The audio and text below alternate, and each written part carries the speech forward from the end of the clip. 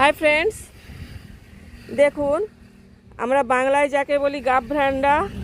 এই যে ফুলগুলি দেখুন, ছোট ছোট লাল হলুদ, কি সুন্দর গাছটা দেখতে।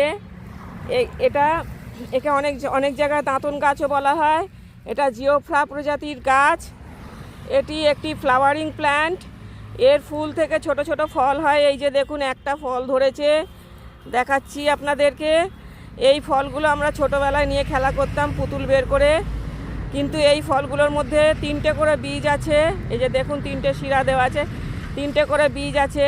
এই ফলগুলোকে একত্রে করে তেল বের করা হয়, যাকে বায়োডিজেল বলা হয়।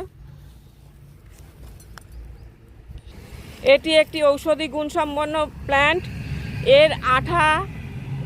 এর আঠা হয়। এর আঠাটা প্রত্যেক দিন যাদের আমাশা অসুখ আছে, রক্ত আমাশা, তারা যদি প্রত্যেক দিন সকালে বাতাসার সাথে খালি পেটে 3 ফোঁটা করে অন্তত রস খেতে পারে, তাহলে রক্ত আমাশা বন্ধ হয়ে যায়।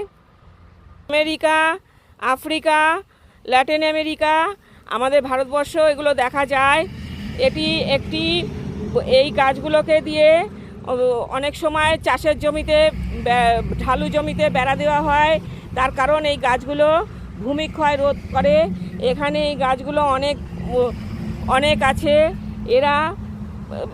এদের এক একটা বীজ থেকে প্রায় 7 থেকে 40% পর্যন্ত তেল পাওয়া যায় এক একটা গাছ থেকে। এই গাছের তেল থেকে সাধারণত মোমবাতি তৈরি করা হয়, সাবান, মোমবাতি এই সমস্ত তৈরি করতে কাজে লাগে। Thank you. ভিডিওটা ভালো লাগলে অবশ্যই একটা লাইক, শেয়ার, কমেন্ট করবেন। এই যে দেখুন, এখানে অনেকগুলো গাছ আছে একসাথে। আমার চ্যানেলটাকে সাবস্ক্রাইব করে আমার পাশে থাকবেন। Thank you, please.